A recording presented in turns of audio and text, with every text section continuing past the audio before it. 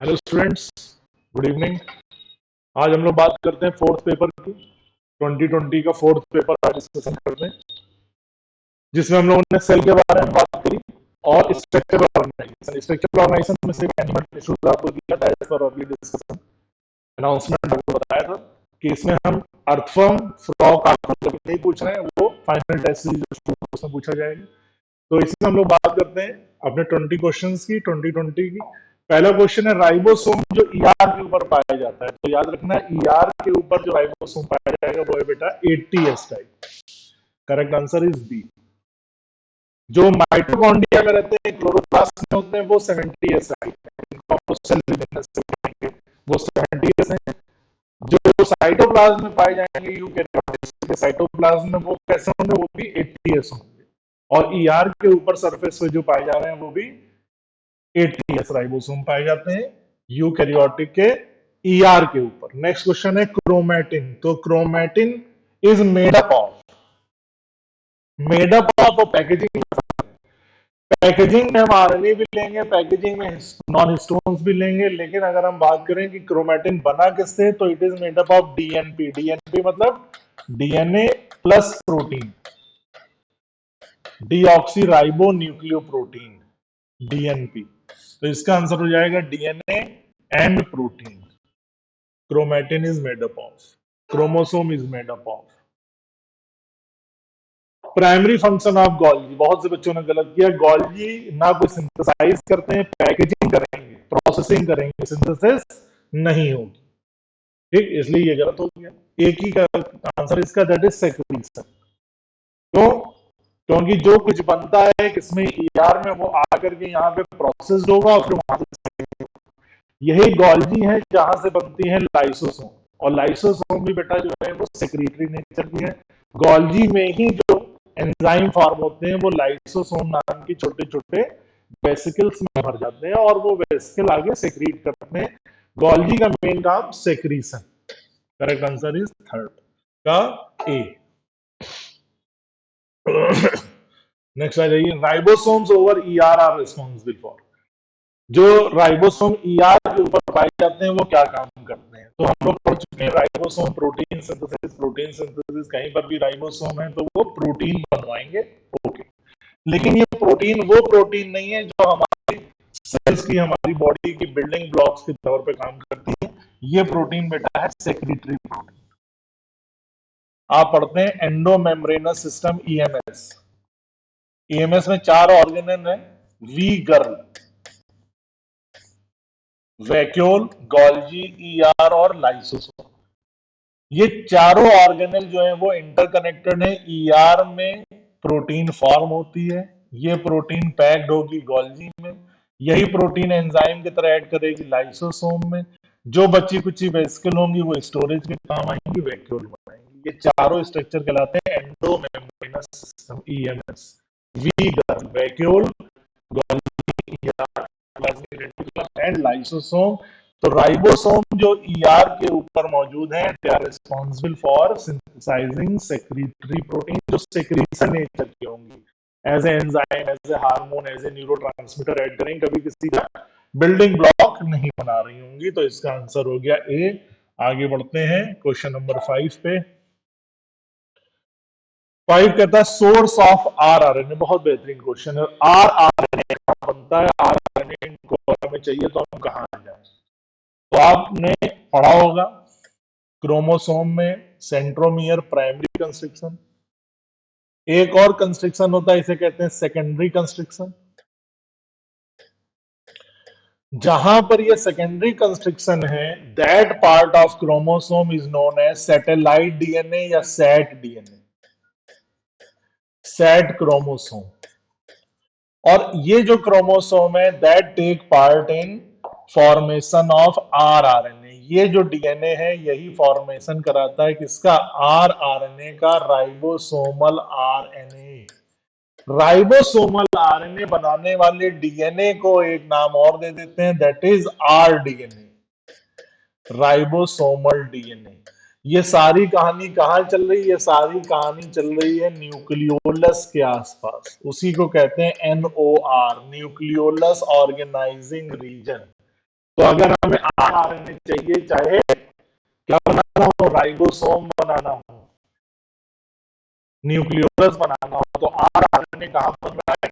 Chromosome के secondary constriction का जो पार्ट होगा, सेट क्रोमोसोम, सेट डीएनए, वो बना रहा होता है आरडीएनए से आरएनए। तो source of RNA is nucleolus, nucleus के अंदर जो न्यूक्लियोलस है। आगे बढ़िए। Cell within a cell, कौन से ऑर्गेनल हैं या ऑर्गेनल्स हैं जो कि सेल के अंदर सेल की तरह काम करते हैं? तो पहली कंडीशन सेल की तरह के अंदर रेप्लिकेशन, डिवीजन होना चाहिए। सेल की तरह वो ऑटोनॉमस, सेमी ऑटोनॉमस हो, अपने आप अपने सारे फंक्शंस को कंट्रोल कर सकते हो।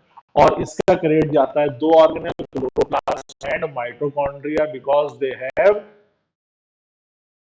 DNA, circular DNA, RNA, proteins, enzymes, same as of the prokaryotic cell। Monera की cell prokaryotic cell bacterial cell जैसे रखती हैं, वैसे ये दोनों ऑर्गेनल क्लोरोप्लास्ट और माइटोकॉन्ड्रिया, इन दोनों में पाए जाते हैं। सेल विद इन सेल इनको कहा जाता है, लेकिन ये दोनों ऑटोनॉमस नहीं। ऑटोनॉमस हो जाएंगे तो कैंसर हो जाएंगे, सेमी ऑटोनॉमस है, पेरेंट सेल के अंडर कंट्रोल काम कर रहे होते हैं दोनों ऑर्गेनल, क्लोरोप्लास्ट और माइटोकॉन्ड्रिया, इनको within a cell. Okay, कोशिश करता हूं, देखें आज कितना टाइम लगता है इसमें। कहते हैं बच्चे 20 मिनट काम है, 20 मिनट, मोर देन 20 मिनट खत्म होने में बहुत टाइम लगता है। Term chromatin was given by, ये क्वेश्चन देखो दिया था आपको कि क्रोमैटिन टर्म जो है वो किसने दिया है, ठीक है? तो रॉबर्ट ब्राउन ने न्यूक्लियोलस टर्म दिया था, फ्रेडरिक मिशन ने न्यूक्लियन कहा था, फ्लेमिंग इज द मैन, ये एनसीईआरटी के क्वेश्चन है। Term chromatin was given by. Pigment chlorophyll in chloroplast, बहुत बढ़िया क्वेश्चन, जो हम लोग पढ़ते हैं केमी ऑस्मोटिक हाइपोथेसिस, वहां पे एनसीईआरटी में ऐसे डायग्राम बना हुआ है। तो ये डायग्राम किसका बना हुआ है? थैलेकोइड का बना हुआ है। यहाँ पे ये ल्यूमेन दिखाया है, यहां पे देखोगे क्लोरोफिल सेट है मेम्ब्रेन के अंदर। पूछा गया है कि पिगमेंट क्लोरोफिल क्लोरोप्लास्ट में कहां पाया जाएगा? ग्रेना में, ठीक है, थिलक्वाइड में, लेकिन थिलक्वाइड के ल्यूमेन में कि थिलक्वाइड की मेम्ब्रेन में? तो आंसर इज थिलक्वाइड की मेम्ब्रेन में ये धंसा हुआ रहेगा। थैंक यू, बहुत बढ़िया। आगे बढ़ते हैं। मैट्रिक्स इन माइटोकॉन्ड्रिया, मैट्रिक्स किसे कहते हैं? मैट्रिक्स मान लो में ये दो लेयर हो गई, outer layer, inner layer. Inner layer जो है ये मॉडिफाइड हो जाती है इस तरीके से, इनको कह देते हैं क्रिस्टी। इसके अंदर जो स्ट्रक्चर है, ये जो फ्लूइड है, इसको कह रहे हैं मैट्रिक्स। इनर के inner side, inner mitochondrial membrane के अंदर की तरफ। पेरी माइटोकॉन्ड्रियल स्पेस क्या है? पेरी माइटोकॉन्ड्रियल स्पेस ये है, दो मेम्ब्रेन के बीच का स्पेस। बिलो आउटर मेम्ब्रेन तो यही हो जाएगा पेरिकॉन्ड्रियल मेम्ब्रेन। ओवर क्रिस्टी तो ये हो जाएंगे क्रिस्टी, यानी इनर साइड ऑफ क्रिस्टी, ये है मैट्रिक्स। मैट्रिक्स माइटोकॉन्ड्रिया में कहां रखा होगा? तो दोनों मेम्ब्रेन के बीच में नहीं होगा, इनर मेम्ब्रेन में नहीं होगा। इनर मेम्ब्रेन को क्रिस्टी कहते हैं, कहां पे होगा? मैट्रिक्स में होगा। यहीं पे चलता है क्रेब साइकिल। नेक्स्ट आता है common organelle between prokaryotic cell and eukaryotic cell is. Prokaryotic cell और यूकैरियोटिक सेल में क्या कॉमन है? लोग राइबोसोम, राइबोसोम, मीजोसोम। मीजोसोम जो है वो क्या है बेटा? मीजोसोम एनालॉगस है। जैसा कि हम लोगों में हायर सेल्स में माइटोकॉन्ड्रिया है, वैसा ही इसके अंदर जो है वो मीजोसोम है। प्रोकैरियोटिक सेल का mesosome analogous, same function like of mitochondria. Liposome lipid part हो गए, गोल्गी बॉडी है नहीं। ये ऑर्गेनल है ग्लाइकोकैलिक्स। लेकिन याद करिए ग्लाइकोकैलिक्स प्रोकैरियोटिक में कहां पर? प्रोकैरियोटिक में सेल एनवेलप पढ़ते हैं हम लोग, क्योंकि प्रोकैरियोटिक सेल में सेल एनवेलप तो है, न्यूक्लियर एनवेलप नहीं है। यूकैरियोटिक में सेल एनवेलप भी है और न्यूक्लियर एनवेलप भी है, लेकिन प्रोकैरियोटिक में सिर्फ सेल एनवेलप है, न्यूक्लियर एनवेलप नहीं है। और सेल एनवेलप में हम देखते हैं सबसे ऊपर की तरफ, सबसे ऊपर की तरफ कैप्सूल रहेगा या फिर स्लाइम लेयर रहेगी। उसके बाद में सेल मेम्ब्रेन रहेगी और सबसे इनर मोस्ट जो है वो, सॉरी, सेल वॉल रहेगी और सबसे इनर मोस्ट जो है वो फिर सेल मेम्ब्रेन रहेगी। तो ये जो कैप्सूल या स्लाइम लेयर है इसी को बोलते हैं क्या, ग्लाइकोकैलिक्स। किसमें? प्रोकैरियोट्स।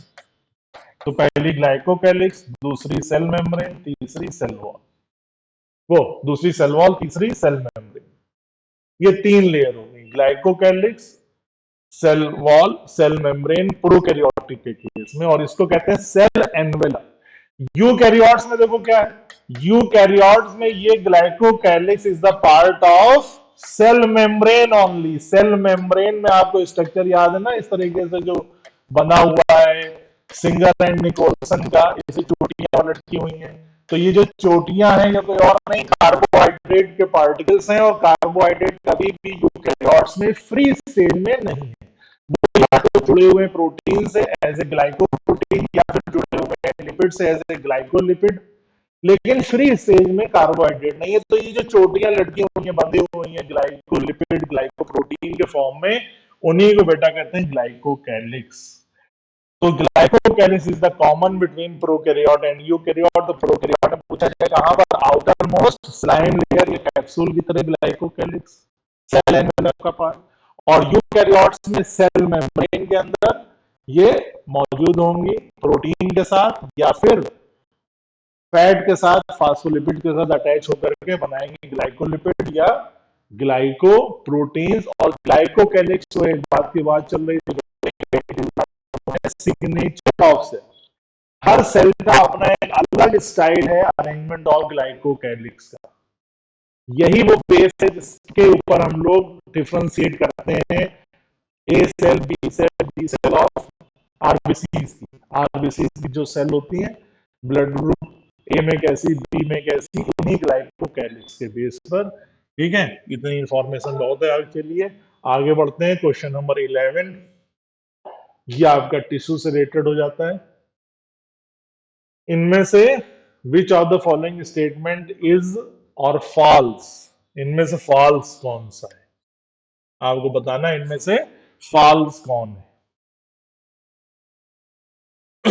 ठीक है, तो it is made up of columnar epithelial, ठीक है, टॉल और सिलेंडर होती है, बात सही है।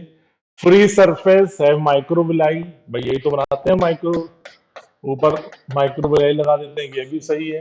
They are found in stomach, intestine and help in secretion and absorption, ये भी सही है, तो सही है। Ciliated epithelium is mainly present in hollow structure like bronchiole, fallopian tube, ठीक है। विलाइटेड मतलब विलाई जिनमें मौजूद है। दे हैव एपिकल न्यूक्लिया, यही बात गड़बड़ हो जाती है, तो पांचवें का बी आंसर जो है ये सही हो जाएगा। Only fifth is correct. तो ये क्वेश्चन जो है ये आपको आपसे पूछने से ज्यादा आपको इंफॉर्मेशन देने के लिए दिया गया है कि आप इस चीज को याद कर लीजिए। कॉलमनर एपिथेलियल के ये कैरेक्टर्स हैं, जिसमें टॉल और सिलेंडर सेल्स हैं, लंबी लंबी सेल्स हैं, खंभाकार जिनको कहते हैं, कॉलम बन गए, ऊपर इनमें जो है विलाई मौजूद है। सिलेंडर शेप्ड एंड न्यूक्लियस नीचे की तरफ होंगे, एपिकल नहीं होंगे, वेलेटेड पाई जाएंगी। ठीक है, आगे बढ़ते हैं। इसमें दिया गया है given below are four statement 1 to 4, okay. और इस 1 to 4 में आपको बताना है कि any two of the statement से कहां से सही बैठ जाएगी। Columnar epithelium is composed of one tall, ठीक है, देयर न्यूक्लिया, ये भी ठीक है। कोलेजन फाइबर प्रोवाइड, अच्छा ये सही नहीं है। सातवां क्या है, टेंडन अटैच, ये सातवीं बात गलत है। आठवीं बात ये भी गलत हो जाएगी, लिगामेंट बोन टू बोन को जोड़ते हैं, ओके। इस तरीके से इसमें आपको करते चलना है। तो फिर आगे बढ़ते हैं, सेकंड पे देख लेते हैं। Collagen fibre provide, collagen fibre क्या प्रोवाइड करते हैं, स्ट्रेंथ, ठीक है। Flexibility, elastic fibre provide flexibility and elasticity, FAS पढ़ते ही थे हम लोग। फ्लेक्सिबिलिटी, इलास्टिसिटी और स्ट्रेंथ, यही सही बैठ रहा है। चलो फिर भी देखते हैं। पांचवा कह रहा है एडिपोज टिश्यू इज डेंस, नहीं गलत हो गया, यही सही है। क्वेश्चन नंबर 12 का सी, बहुत बढ़िया क्वेश्चन है। इसमें भी आपकी पूरी एक्सरसाइज हो जाएगी टिश्यूज के बारे में। तो एक एक क्वेश्चन से आपका एक एक चैप्टर कवर करना है, यही हमारा मेन टारगेट भी था। क्वेश्चन नंबर 13 देख लेते हैं। 13 कह रहा है read the given statement and select the correct option. Walls of the internal organ have smooth nuclei. ठीक है, wall of internal organ have smooth nuclear. Involuntary smooth muscle show striations, ये गलत हो गया। स्ट्रेसेंस नहीं होती स्मूथ मसल्स, नॉन स्ट्राइकेड या अनस्ट्राइक्ड होती हैं। तो A is correct but statement 1 is correct but statement 2 is incorrect. तो आंसर हो जाएगा बी, 13 का बी। नेक्स्ट आ जाते हैं हम लोग 14। इनमें से कौन रॉन्ग है, रॉन्गली मैच्ड है, which one is wrongly matched. तो ये हमारी स्टाइल है, इसको आप भी अपनाते चलिए। क्वेश्चन में क्या पूछ रहा है वो पहले अंडरलाइन कर लो। इनमें रॉन्ग कौन है लिखो फटाक से, और फिर सोचो रॉन्ग कौन है। तो जो सही नहीं होगा वही रॉन्ग है। यूनिसेलुलर ग्लैंड, ठीक बात है। सलाइवा एक्सोक्राइन होती है, सुषमा, ठीक है। सलेवरी मेमोरी से पढ़ चुके हैं। Exocrine, holocrine, apocrine, fusiform fibres, fusiform, चलो मान लेते हैं ये जो इस तरह से फ्यूजिफॉर्म बनाते हैं ये भी स्मूथ है। कार्टिलेज एरियोलर टिश्यू नहीं है, कार्टिलेज कनेक्टिव टिश्यू है, बोन कनेक्टिव टिश्यू है। ब्लड और कार्टिलेज और बोन स्पेशल कनेक्टिव टिश्यू है। तो ये क्वेश्चन का ये आंसर गलत, मतलब 14 का डी आंसर सही है, क्योंकि ये स्टेटमेंट रॉन्ग है। नेक्स्ट आ जाते हैं 15 का।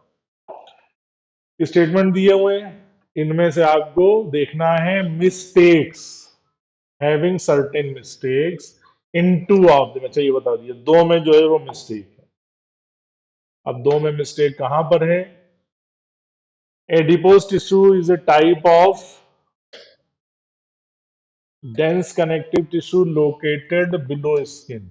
डेंस नहीं है, loose. Compound epithelium has extensive role in absorption and secretion. Compound और भी कॉम्प्लेक्स काम करेंगे।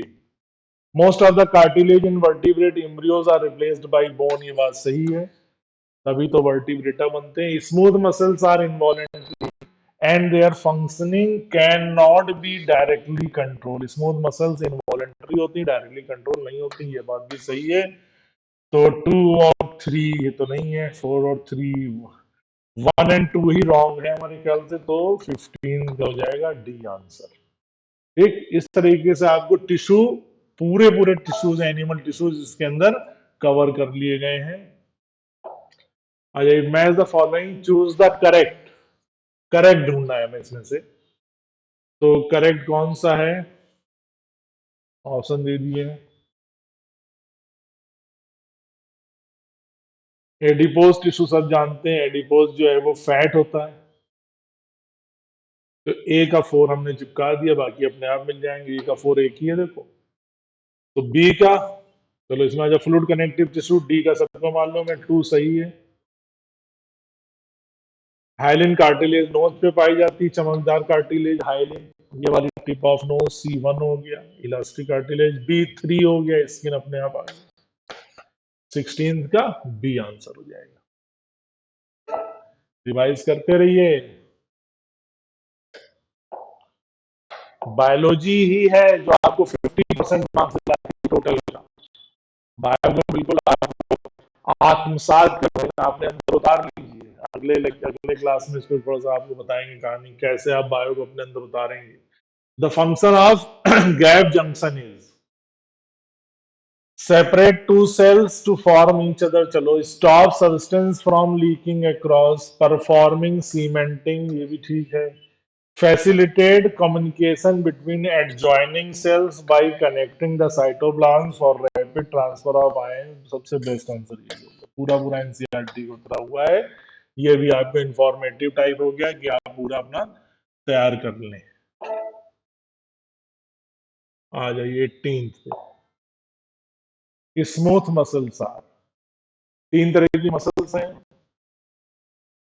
Skeletal, visceral, cardiac. स्केलेटल को हम कहते हैं वॉलेंट्री मसल, स्मूथ को कहते हैं विसरल मसल्स, और कार्डियक इनवॉलेंट्री है स्ट्रक्चर में स्केलेटल की तरह और फंक्शन में स्मूथ की तरह। उन्हीं तीनों का तीन लाइन में सारी चीजें कवर है। Skeletal muscles are voluntary, striated और स्ट्राइप्ड एंड वॉलेंट्री। दूसरी कौन सी? कैसी है? नॉन स्ट्रेटेड या अनस्ट्रेटेड इनवॉलेंट्री। अब तीसरी मसल्स है वो देखने में स्केलेटल की तरह और फंक्शन में स्मूथ या विसरल की तरह रहेंगी, तो कार्डियक मसल कैसे जाएंगी? स्केलेटल की तरह वॉलेंट्री, सॉरी स्केलेटल की तरह स्ट्रक्चर में स्ट्राइप्ड और स्ट्रेटेड, फंक्शन में स्मूथ की तरह इनवॉलेंट्री। और इस स्ट्रेशन में एक चीज जोड़ देंगे, इंटरकैलेटेड डिस्क। जहां आईसी इंटरकैलेटेड आईसी डिस्क दिख जाए समझ लो वो कार्डियक हार्ट की बात हो रही है। तो देखो स्मूथ मसल्स पूछा है कैसी होंगी, तो स्मूथ मसल्स इनवॉलेंट्री, ठीक है, फ्यूजिफॉर्म, नॉन स्टेटेड, ठीक। और देख लेते वॉलेंट्री नहीं है, इनवॉलेंट्री है लेकिन स्टेटेड नहीं है, वॉलेंट्री है नहीं है, तो करेक्ट आंसर इज ई। 18 19 देखिए, system consist of excitable, regulatory and integrating. Excitable हमने जानबूझ के दिया कि आप मसल लगा दें, मसल भी एक्साइटेबल है लेकिन मसल हमारी बॉडी का रेगुलेटरी सिस्टम नहीं बनाती। Regulatory system is made up of only two system, एक neural and second one is endocrinal, hormonal और न्यूरल। इसलिए इसमें हम लोग करेक्ट आंसर करेंगे किसको? न्यूरल की। जानबूझ के दिया मसल नहीं तो बोथ कर दो, तो answer is A, neural system only. और लास्ट बट नॉट लीस्ट, अभी आगे क्वेश्चन आते रहेंगे आपके। इनवॉलेंट्री स्टार्टेड और striated with intercalated disc. Smooth की तरह इनवॉलेंट्री और स्केलेटल की तरह स्ट्राइटेड या स्ट्राइब्ड है, और इंटरकैलेटेड डिस्क आ गया तो कार्डियक मसल। आंसर हो जाएगा सी। इस तरीके से ये हम लोगों ने आज 20 क्वेश्चन अपने कवर किए। अगर आप इनका आंसर की का शॉर्ट लेना चाहते हैं तो आप ले सकते हैं। ये हमने समराइज आंसर भी है जो अपने अपने मिलाना चाहें, चेक करना चाहें, फर्स्ट का बी, सेकंड का सी, थर्ड का, इस तरीके से दिए हुए हैं 20 क्वेश्चंस का।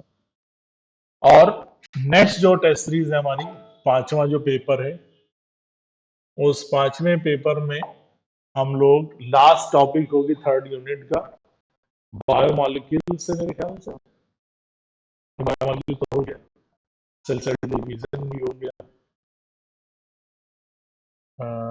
नहीं लास्ट यूनिट का ही क्वेश्चन होगा, ठीक है।